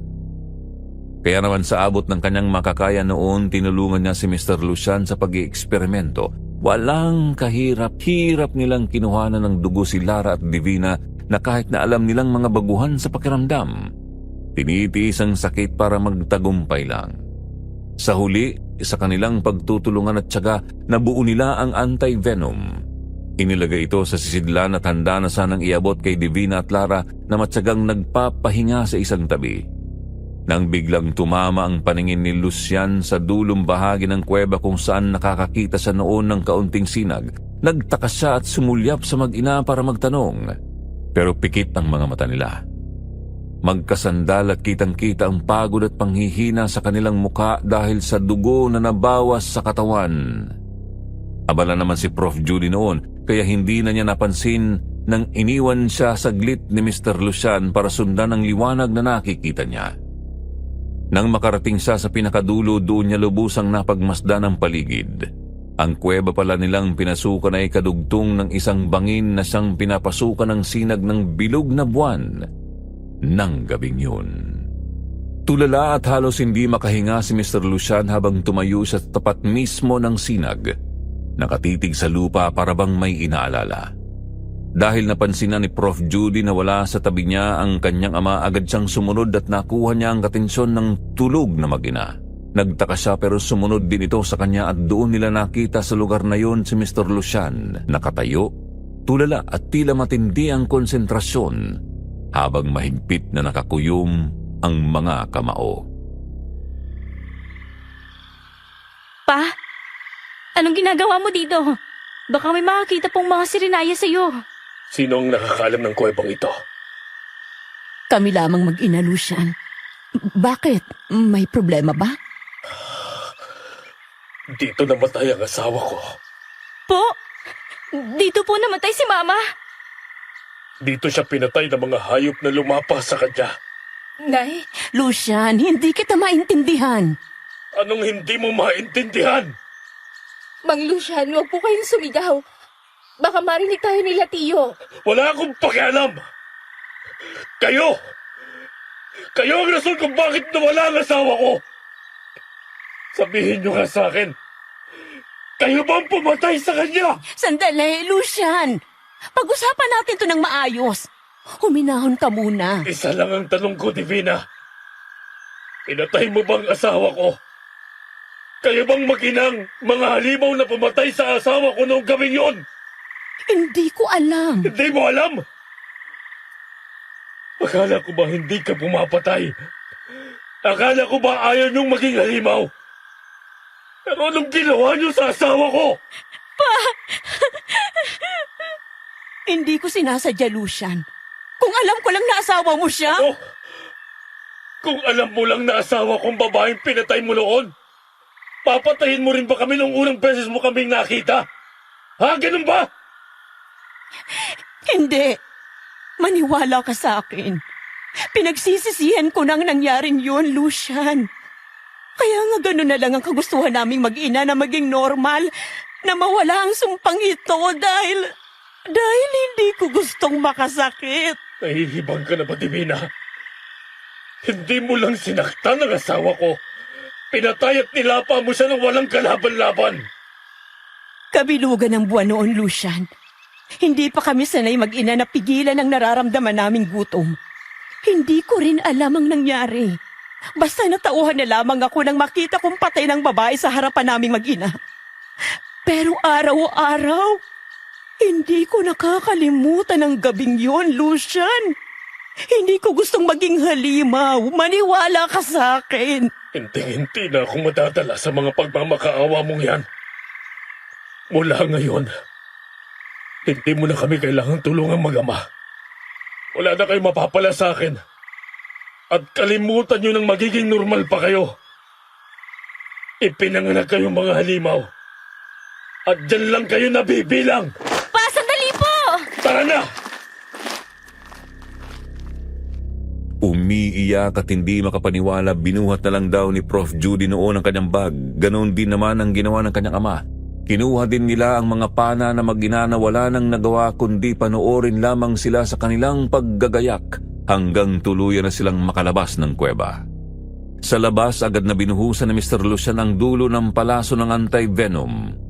Pagkatapos gawin yon, ibinigay niya kay Prof. Judy ang isa para protektahan ang sarili. Sa kalagitnaan ng kanilang paglalakad at paghahanap ng tamang daan, hindi daw mahinto ang luha ni Prof. Judy noon.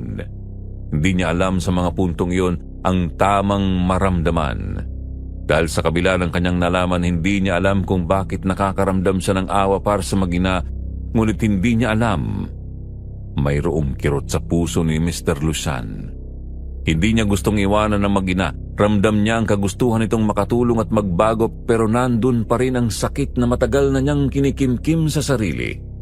At sa puntong yon, meron na rin siyang duda at takot. Takot na baka maliri ng magtiwala sa mga sirinaya.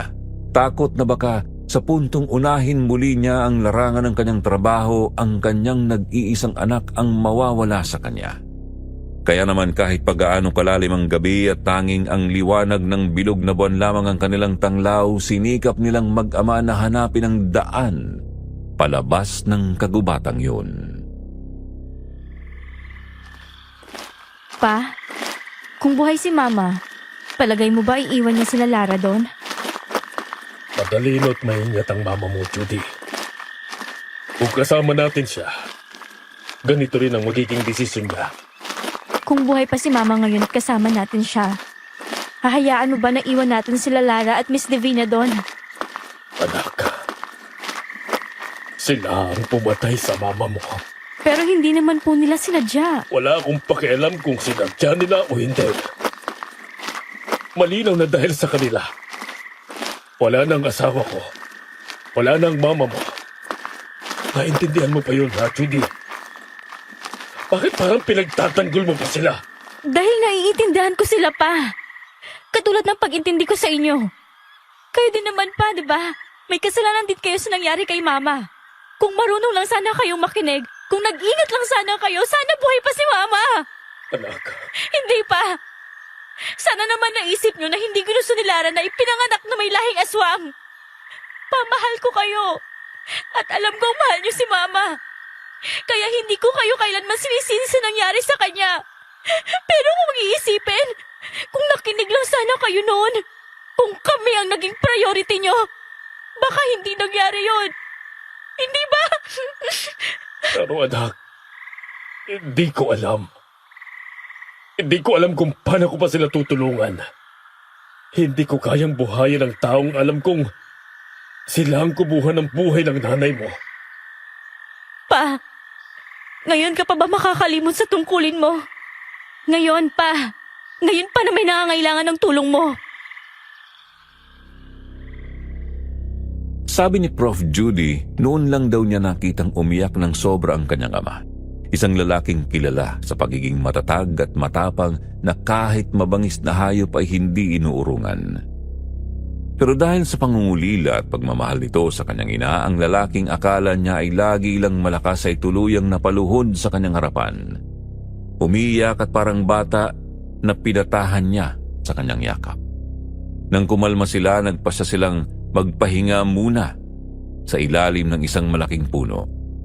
Doon saglit na nakatulog si Prof. Judy, pero agad din siyang nagising nang maramdaman nila ang pagkaluskos sa paligid. Biglang naging alerto ang mag-ama. Inihanda nila ang mga sandata habang sinusundan ang mga kilos ng nilalang na umaaligid sa kanilang dalawa. Hindi nga sila nagkamali dahil biglang lumabas ang isang sigbinan na nasa anyong baboy ramo, ngunit namumula ang mata. Agad binitawan ni Mr. Lucian ang pana sa kanyang kamay at tumusok yun sa katawan ng aswang. Pagbagsak, bumalik ito sa anyong tao at namimilipit sa sakit. Inabangan nilang mag-ama ang mangyayari. Inaasahan nilang magiging normal na tao o sirena na lamang ito dahil sa anti-venom. Pero sa halip, bigla na lamang itong unti-unting nasunog mula sa loob ng katawan hanggang sa tuluyang maabo. Pa, hindi. Hindi nakakagamot ng sigbinan ng nagawa nating anti-venom. Mukhang laso nito sa kanila, anak. Halika, umalis na tayo. Bago pa tayo maabutan ng mga Sirinaya. Huli ka na, Luciana! Wala ka nang pupuntahan! Lara? Anong ginagawa niyo kina Lara at Divina? Bakit sila nakatali? Ang traidor na kagaya nila ay walang lugar sa aming lahi. Pinili nilang kampihan kayo. Kaya haharapin nila ang kaparusahan dahil sa ginawa ninyo! Celso! Kapatid mo siya! Wala ka bang awa sa sarili mong dugo? Wala akong kapatid na traidor! Aray! Nay! Ano ba naman, Mang Celso? Bakit kailangan niyo pa siyang saktan? Ako na lang ang parusahan niyo, Celso! Huwag niyo lang idamay si Divina! At lalo na mga bata! Pa! Kasalanan naming matatandaan lahat ng to. Huwag niyo silang idamay! Lucian, hindi mo kami kailangang ipagtanggol. Malaking kasalanan namin sa'yo. Kung ito ang kapalit, tatanggapin namin. Tama ng drama! Akala ba ninyo madadala niyo ako sa mga salita ninyo? Dalhin ang apat na yan! Muli silang dinakip ng mga Sirinaya at dinala pabalik sa lawa. Doon, sa mismong harap ng malawak na tubig, iginapos sila sa 4 na magkakahanay sa poste na itinayo para sa kanila. Halata sa itsura ni na Divina at Lara ang panghihina. Ang katawan nila'y nanginginig. Ang mga matay may bahid ng pagod at takot. Hindi tuloy mapigilan ni Prof. Judy ang maramdaman ng mabigat na konsensya. Alam niyang dahil yun sa dami ng dugo na kinuha nila sa dalawa upang gumawa ng mga anti-venom. Mga anti-venom na sa huli hindi pala nakapagpapagaling kundi nakapagpapahirap at maaaring makapatay sa mga Sirinaya. Si Mr. Lucian naman ay malalim na nag-isip. Iniikot sa isip kung saan siya nagkamali lalo na't malinaw na nakapagpagaling naman ng anti-venom sa katawan ni Prof. Judy noong ito ay malapatan ng lason mula sa laway ng sigbinan. Divina, Kanito, talaga bang tinalikuran mo na ang pagiging Sirinaya mo? patawarin niyo po ako. Hindi ko na po gustong ginagawa ni Kuya. Ang manakit. At kayo rin ho, Kanito. Kayo ang nagtakda ng batas na bawal ang karahasan dito. Pero bakit pinutusan niyo si Kuya na igapo sina Lucian at Judy nang hindi man lang pinakikinggan ang kanilang panig? Ginagawa ko lang ang makabubuti para sa atin. Hindi ho nakatutulong sa sitwasyon natin ang mga ginagawa ninyo, Kanito. Tinuturuan niyo ho silang maging agresibo. Dahil dyan, mas nangingibabaw na sa kanilang kasamaan ng pagiging sigbinan kaysa sa kabutihan ng pagiging sirena. Lolo, hindi ko po gustong maging halimaw. Hindi ko gustong pumatay ng tao. Gaya ng dati, makakaya nating pigilan ang pakiramdam na yan, Lara. Hindi rin tayo lalabas pa ng bundok na ito. Ito na ang mundo natin. Hanggang dito na lang tayo, mga anak.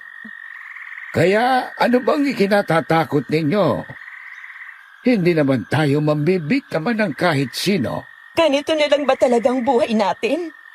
Nakakasawa na akong magtago ng magtago.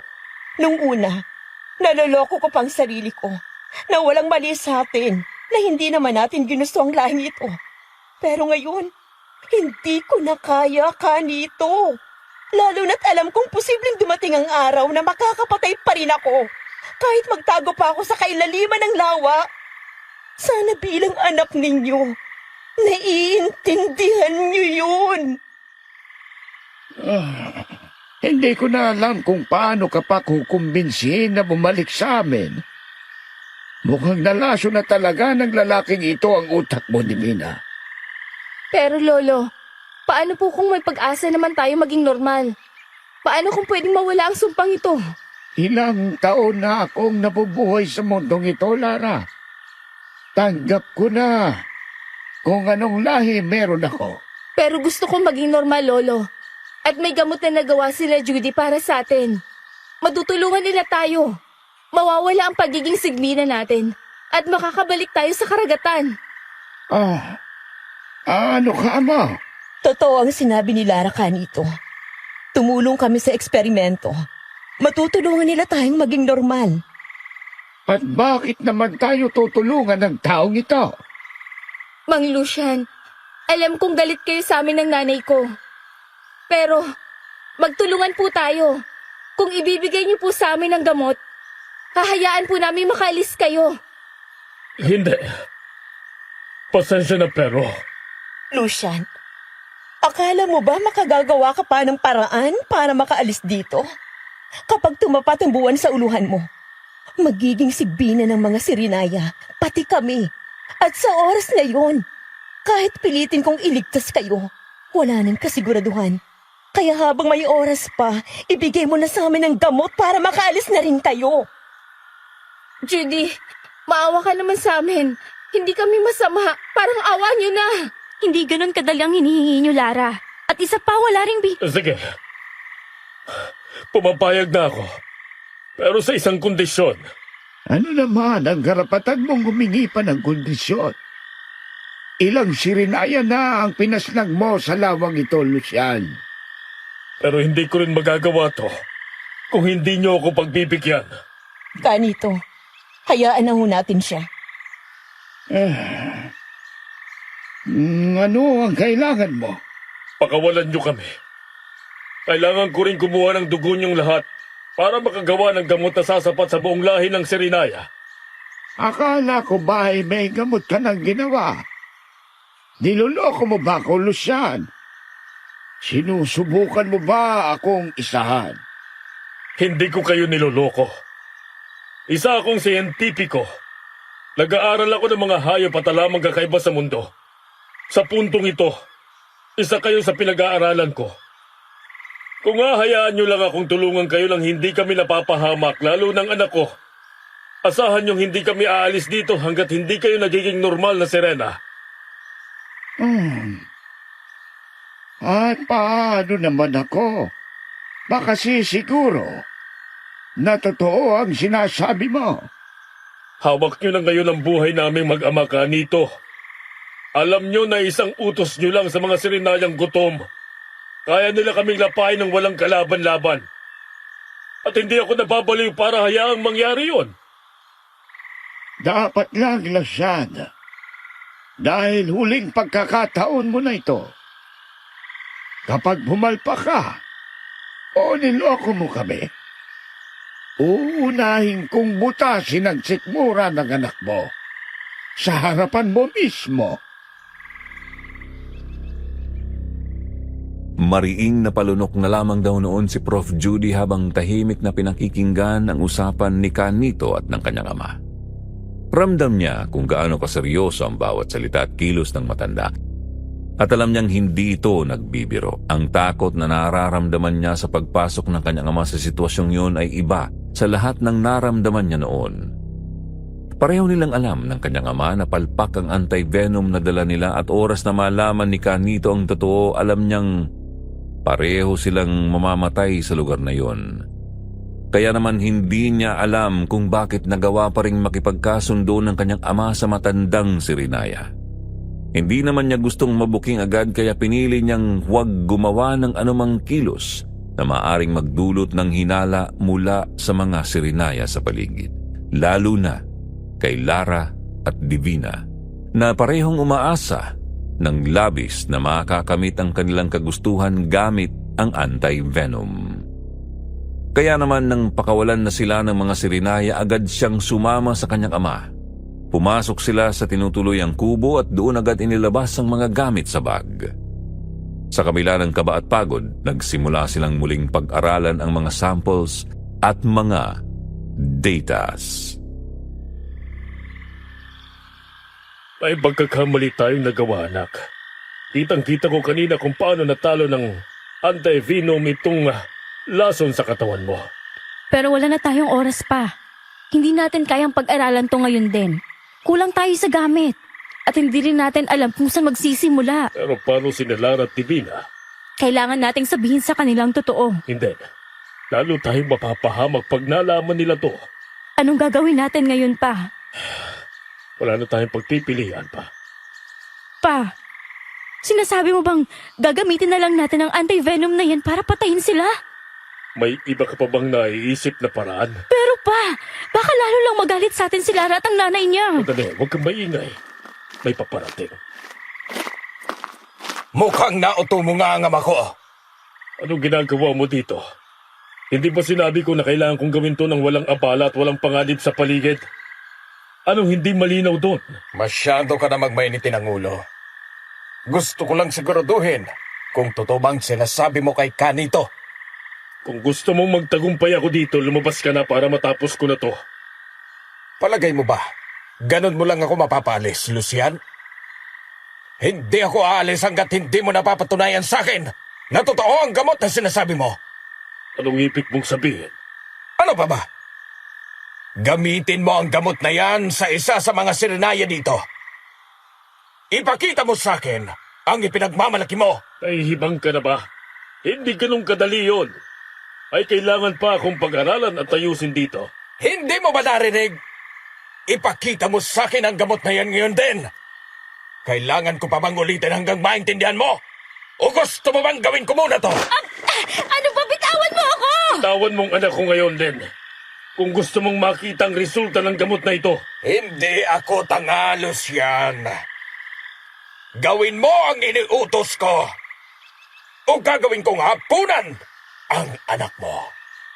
Pumili ka! Kuya! Kuya, ano bang ginagawa mo? Manahimik ka, Divina! Huwag mong pinaiinit ang ulo ko ngayon. Dahil isang beses ka lang magsabi ng salitang hindi ko magustuhan. Hindi ako magdadalawang isip na patayin ang batang ito. Huwag po! Mang Celso, maawa po kayo sa akin! Pasensya ka na, iha. Sinasagad ng ama mong pasensya ko. Wala na akong nararamdaman pangawa ngayon. Sige. Sige na. Pasukin mo ang tauhan mo. Ipapakita ko sa iyo ang epekto ng gamot. Napanlunok na lamang daw sa kaba noon si Prof. Judy, Sir Jupiter. Kahit natakot at kinakabahan sa pwedeng mangyari, nagawa pa rin niyang panoorin ang pagpasok ng isang batang sirinaya sa loob ng kubo. Wala itong kamalay-malay sa pwedeng kahinatnan ng kanyang buhay. Inosenteng naupo sa harapan ni Lucian at iniabot ang kamay. Saglit na nakita ni Prof. Judy sa mata ng kanyang ama ang pag-aalangan. Alam niyang mahirap para dito ang makasakit ng isang paslit, pero hindi rin niya kayang tiisin ang bata na nasa bingit ng kamatayan. Kaya naman, pigil hininga, kumuha siya ng syringe. Nilagyan yun ng antivenom at saka itinusok sa gilid ng batang sirinaya na hindi mapigilan ng pag-ungol sa pagbaon ng karayom sa kanyang payat na pulso. Nanginginig at takot na hinintay ni Prof. Judy noon ang posibleng pagkasunog ng bata at pagiging abo, katulad ng nangyari sa sigbi ng umatake sa kanila. Pero sa halip, namilipit ang bata sa sakit at bumagsak sa sahig na ikinataranta ng mga naroon. Lumipat si Divina at sinubukang hawakan ng bata pero biglang tumubo ang mga kaliskis at hasang sa leeg nito. Doon agad na binitawan ni Celso si Prof. Judy para buhatin ang bata at dinala sa lawa para doon tuluyang makahinga. Gulat at hindi makapaniwala ang mag-ama na parehong akala ay katapusan na ng kanilang buhay ng mga oras na yun. Pero mabuti na lamang, Sir Jupiter, at nasa kanila pa rin ang swerte. Dahil ang anti-venom pala ay tumatalab sa kanilang anyong tao, ngunit lason kapag sila ay nasa anyong sigbinan.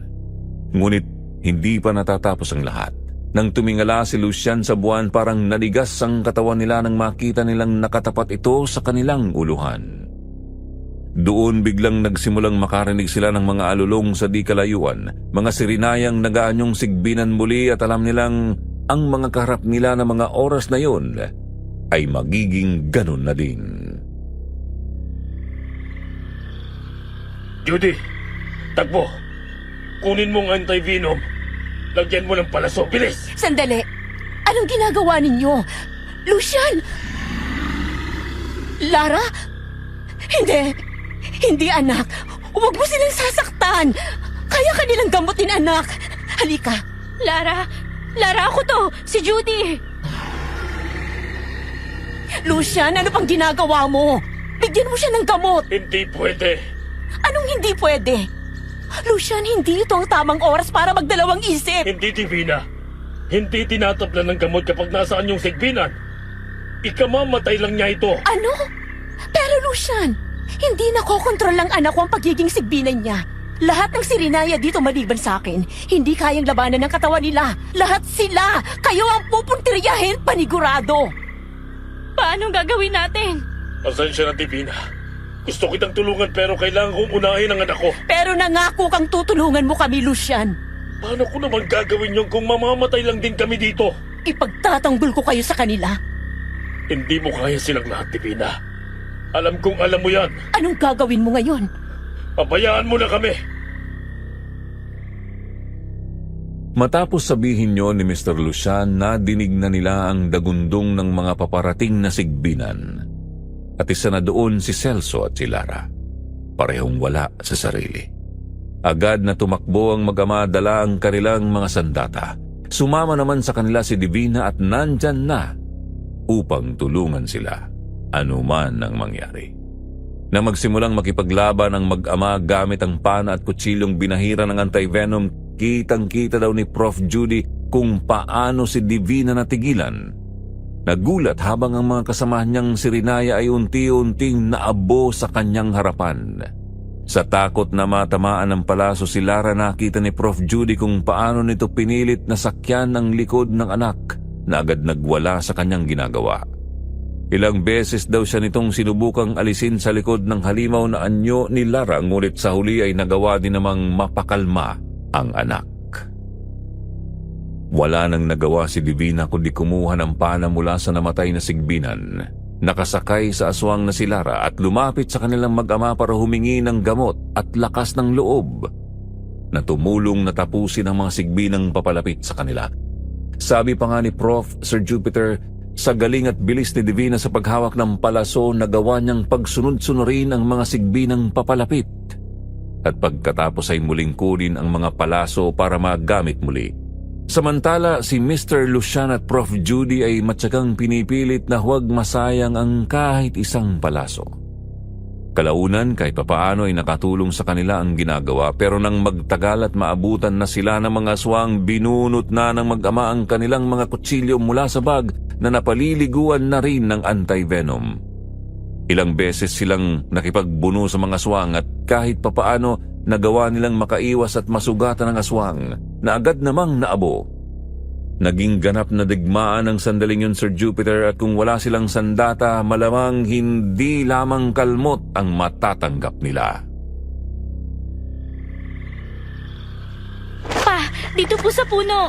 Ito naman ang gamitin mo, anak. Isaboy mo sa kanila yan sa ibaba. Opo.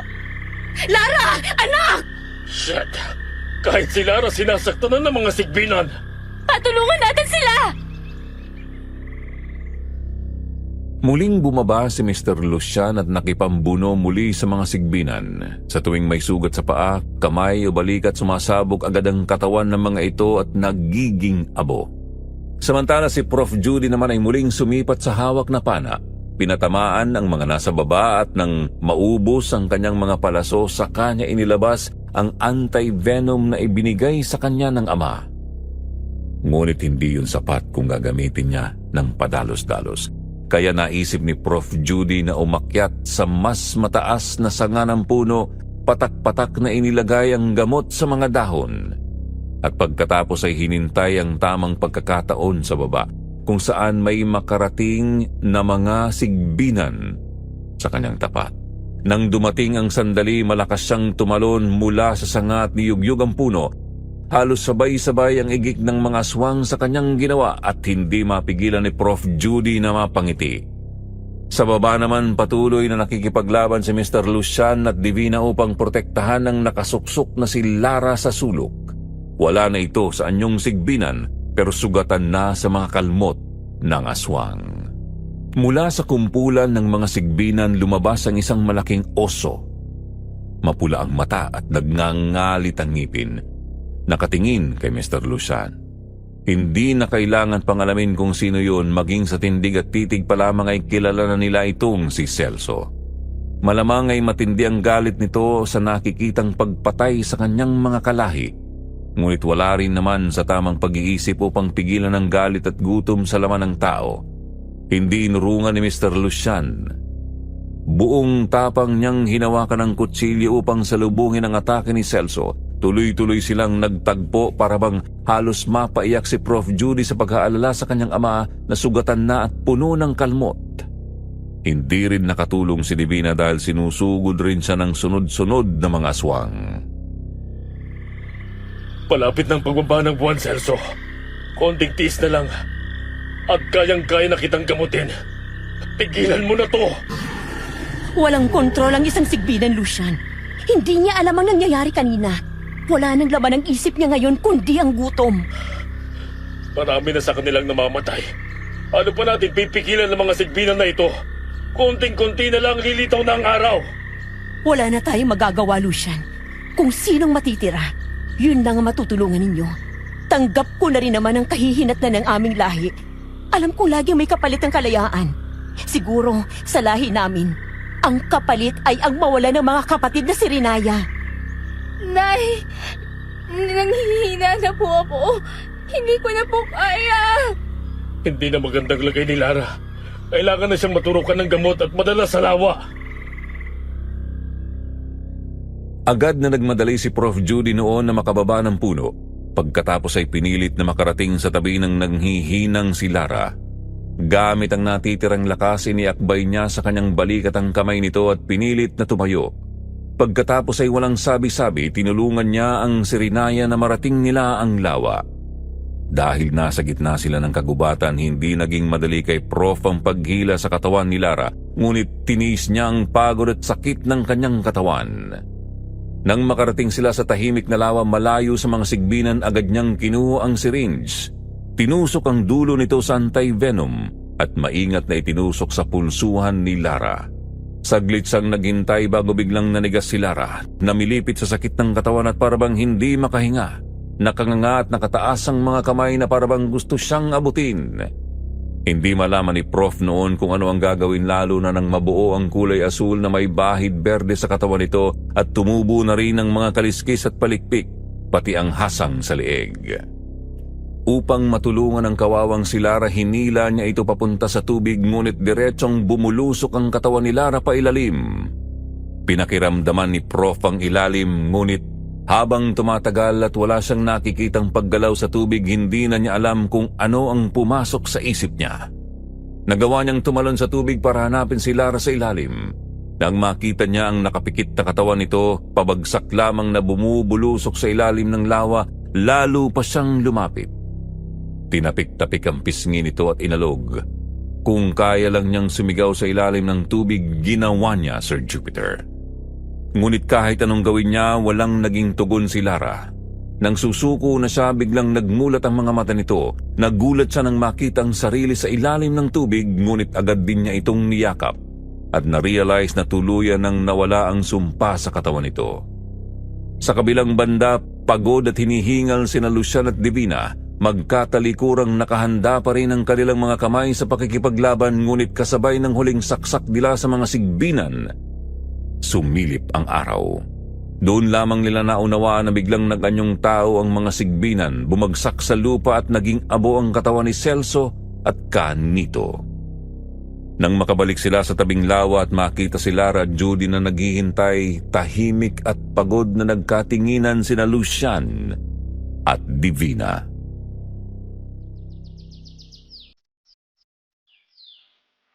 Lucian, gusto kong humingi ng tawad sa nangyari sa asawa mo. Alam kong galit ka at tanggap ko kung gusto mo akong magdusa bilang kapalit. Pero nagpapasalamat din ako dahil hindi mo dinamay ang anak ko. Malaking bagay ito para sa akin. Divina, pasensya ka na rin kung iniwan ka namin kanina sa kuweba. Muntik pa kayong mapahamak dahil sa akin. At salamat din po, Miss Divina, sa paulit-ulit niyo pong pagpanig sa amin. Alam ko pong mahirap tanggapin ang pagkawala ng mga Sirinaya, pero sana naiintindihan niyo na yun lang ang tamang paraan para makaligtas kami. Huwag kang mag-alala, Iha. Tanggap ko ang kapalaran ng mga Sirinaya. Siguro, panahon na rin para bumalik kami sa karagatan dahil Hindi naman talaga kami nabibilang dito sa kagubatan. Agad ang pulso mo. Nagtabi ako ng kahuli-hulihang bote ng gamot para sa'yo. Salamat din sa lahat. Siguro naman, patas na tayo. Pwede na kayong umuwi. Sana kahit papano, hindi niyo kami makalimutan. Huwag kang mag-alala. Hindi mangyayari yun. Judy, gusto ko lang malaman mo na kahit ilang araw ka lang na malagi dito, ikaw ang kauna-unahan kong naging kaibigan. Salamat, Lara. Kahit saan ka mapunta, tandaan mo na may tao kang kaibigan na handang sisirin ng lawa para masigurong buhay ka. Hindi kita malilimutan, Judy. Paalam.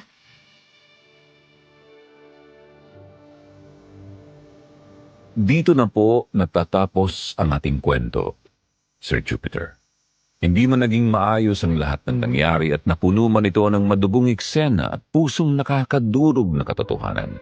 Isa sa pinakamahalagang natutunan ko rito ay ang pagiging mabuting tao, tulad ng ipinakita ng mag-ina, sina Lara at Divina, at higit sa lahat ng aking professor at ng kanyang ama. Ngayon po si Prof. Judy ay isang kilalang professor sa isang university dito sa Pilipinas. Nagtuturo siya ng biology at isa ring researcher, katulad ng kanyang ama. Sa kabila ng lahat ng naranasan nila sa kagubatan, sa harap ng mabangis na hayop, sa paligid ng nakamamatay na halaman, at sa mga kakaibang nilalang na akala natin ay wala na sa mundo, ipinagpatuloy pa rin niya ang pangarap ng kanyang nanay. Para sa kanya ang tunay na kaalaman ay hindi matutumbasan ng kahit anong libro. Ito ay nakukuha lamang sa karanasan at pagtitiis sa mga sitwasyong tulad ng kanilang naranasan. Maraming salamat po sa inyong oras at pakikinig at more power sa inyong channel.